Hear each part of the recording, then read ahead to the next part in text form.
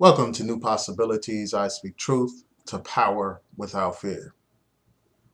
So, Damon Young wrote this very provocative and controversial article on The Root entitled Straight Black Men Are the White People of Black People, basically suggesting that black men are a danger to the black community, that black men are an oppressor in the black community. And I want to just take some time to discuss this article. I'm going to start off by summarizing some of the points that he made in the article.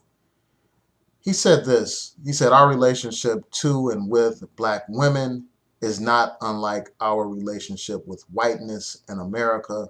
He also went on to talk about the comparison between how the black community reacts when black men are victims of police brutality, comparing that to how black men react when black women are victims of police brutality.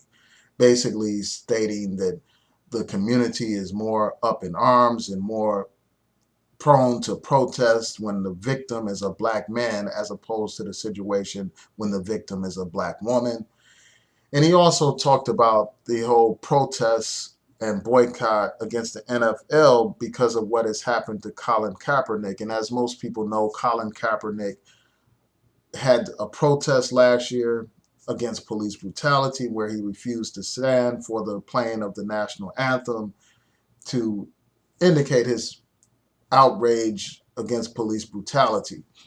And the brother hasn't been signed to any team since he's become a free agent. And people are protesting against that by refusing to watch the NFL, by refusing to support the NFL.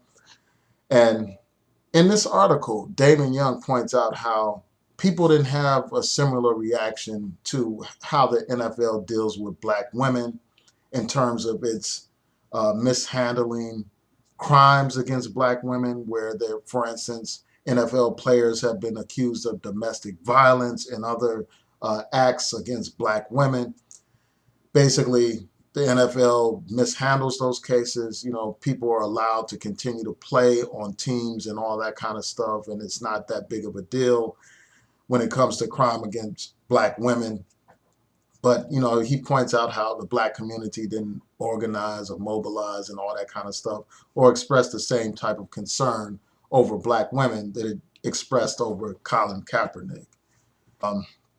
Then he goes on to talk about how black men can be compared to white people. You know, for instance, when black people are victims of police brutality or racism, we demand that the society address the problem. We demand that the society pay attention to the issue and be open to hear our dialogue and our concerns about various issues affecting the black community. And basically, Damon Young compares that attempt to bring attention to our issues to how we neglect black women's issues. For instance, we demand that people pay attention to racism and deal with racism, and often the larger society will try to neutralize our voices. They will try to ignore our voices. They will try to downplay our voices and brush our voices aside. And basically, Damon Young is saying that the black man does the same thing to the black woman when she expresses concerns about street harassment, about misogyny, about domestic violence. So I want to just take some time to talk about these issues, you know, talk about some of these points that he raised in this article. You know, first of all, I'll say this, you know, the black man in many ways cannot be compared to the white man as in terms of being an oppressor of the black community. I mean, the last time I checked, the black man did not kidnap black women and bring them to America.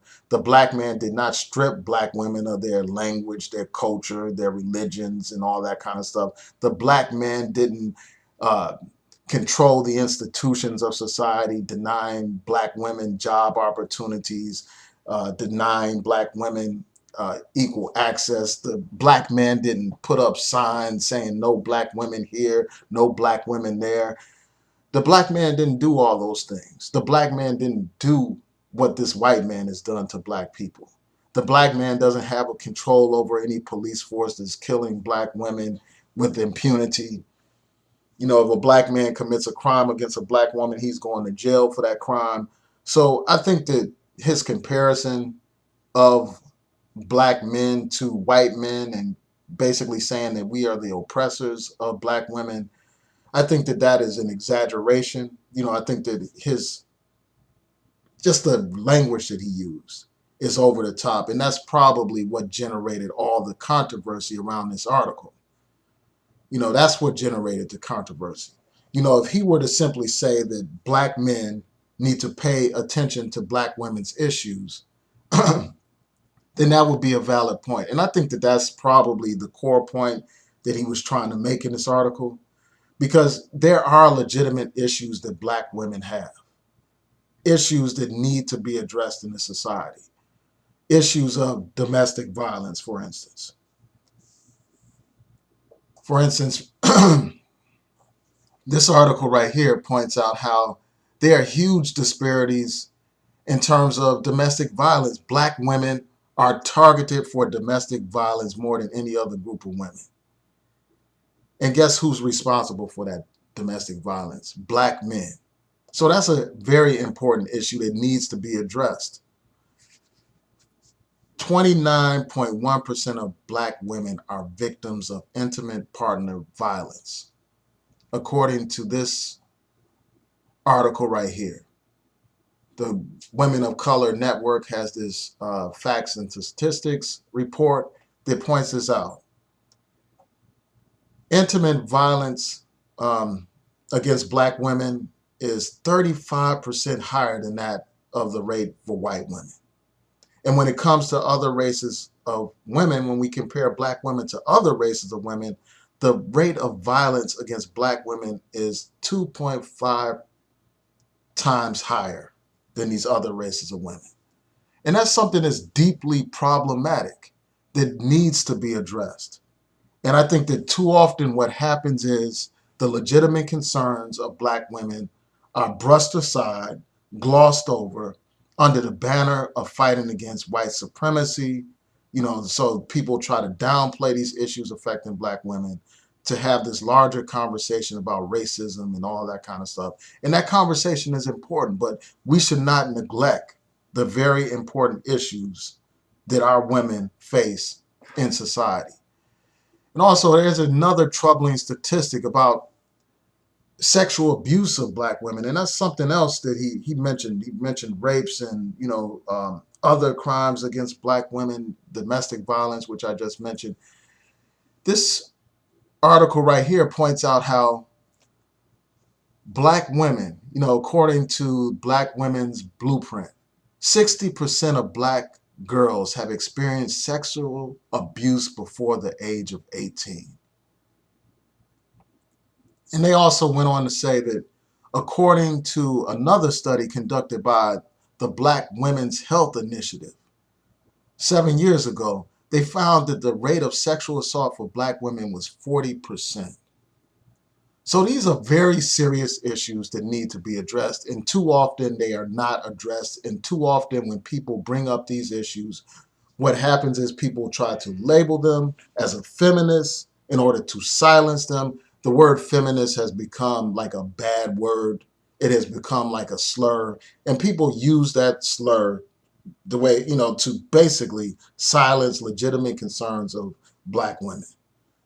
Often people will silence concerns when it comes to sexual abuse of black women, when it comes to domestic violence. For instance, here on YouTube, you will find black men defending black men who have sexually abused black girls and women. For instance, you will have people defending R. Kelly.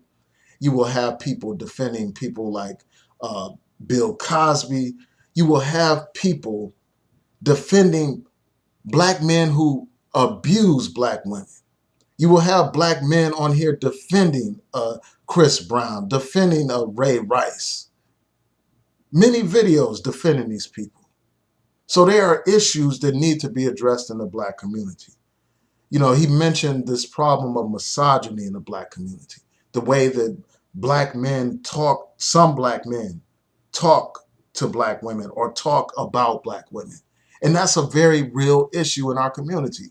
If we just turn on our radios and we listen to the hip hop music, the popular hip hop music, we know that it is commonplace for black women to be called hoes, bitches, and all other kinds of derogatory names. We know that that kind of music sells. We know that a lot of people buy those songs and support those artists who disrespect black women on a regular basis. So this problem of misogyny in the black community is real. And it is something that black men have to address because black men are the ones engaging in this activity. These troubling statistics about domestic violence and sexual abuse and misogyny, these things have to be addressed. And I think that that's the core point. So when it comes to those types of things, those kinds of issues in our black community, in some respects, the black man is an oppressor in the black community when you look at these statistics. A substantial number of black men are domestic abusers. A substantial number are engaged in, misogyny and sexual abuse, and those issues have to be addressed. And obviously, it's not all black men or even most black men, but there's a significant percentage of black men who engage in this oppressive conduct against black women, and we have to address it as a society. We can no longer push it aside, gloss over it, cover it up under the banner of fighting against white racism and white supremacy and all that kind of stuff. We have to deal with these in-house issues, and too often we are unwilling to deal with them. And another prime example of misogyny is what happens here on YouTube. The most misogynistic YouTube personalities are some of the most popular, and I think that that speaks to this issue of some black men being an oppressor in the black community. Saying oppressive things against black women, disrespecting black women, attacking black women.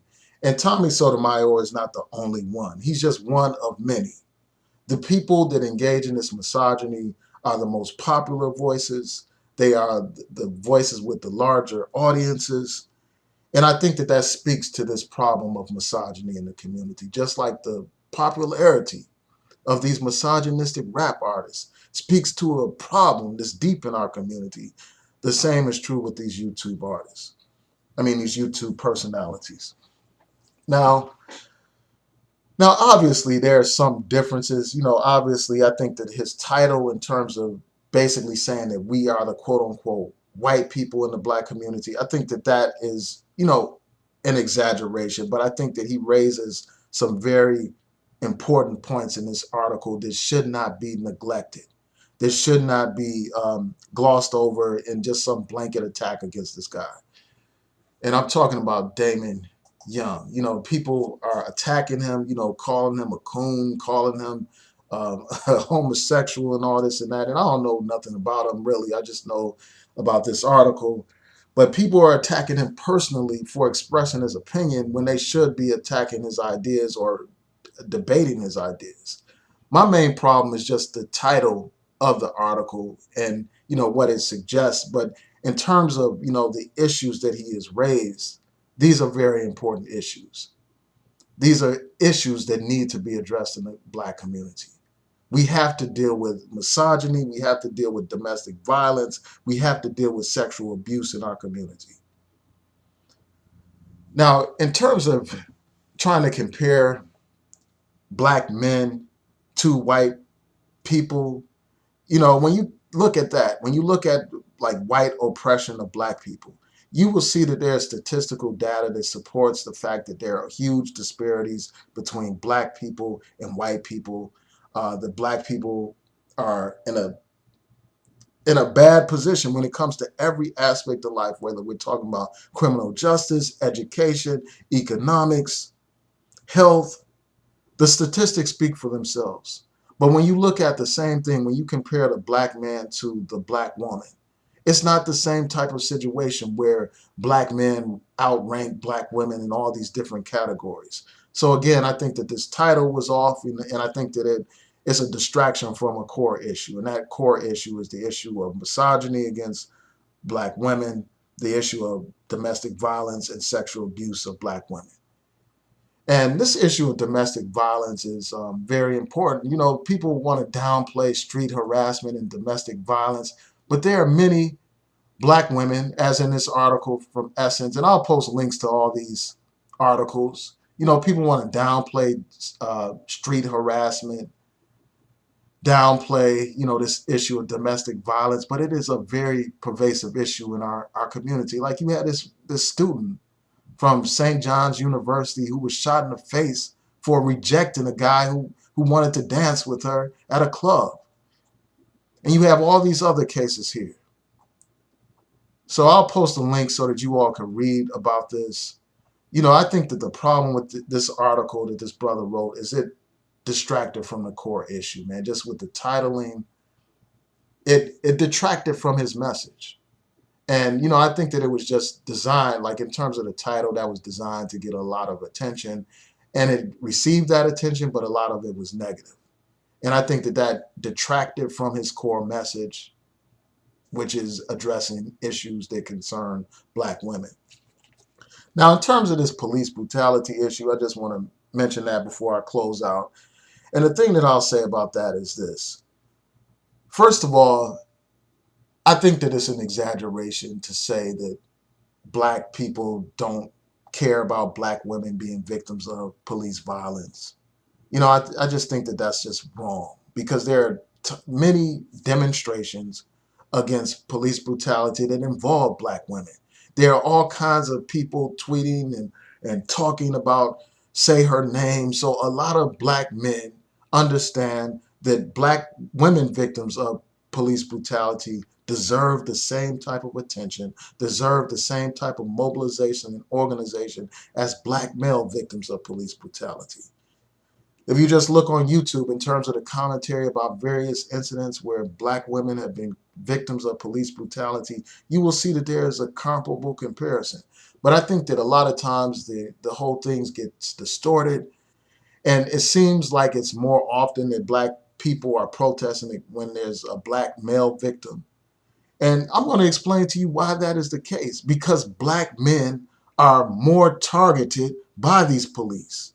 Black men are the ones who are disproportionately killed by these police, disproportionately beaten by these police. So for that reason, you will see Black people protesting more, protesting frequently in cases of police brutality involving Black men, because Black men are more likely than Black women to be victims of police brutality. So it's just about the sheer numbers. But the Black community does care when Black women are victims of police brutality. And I just think that it's a false narrative to suggest otherwise. So I'm sure people were wondering why I entitled this video In Defense of Damon Young. And I'm going to explain to you why I gave it that title. In this article, he basically makes the point that white people ignore our legitimate concerns about racism in this society. And we get outraged when they do so.